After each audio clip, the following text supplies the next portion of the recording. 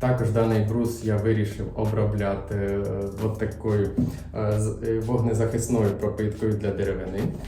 Вона також є в епіцентрі, коштує 200 гривень такий бутиль, досить небагато його йде. Але, як говорять, що буде вогнетривка, не буде грибку і не будуть її точити. Ну, подивимося. Я це роблю вперше, тож давайте на моєму прикладі будемо вчитися разом, як це правильно зробити. Перший гараж я зроблю для себе, а наступні гаражі, я впевнений, у вас вийдуть краще, ніж у мене.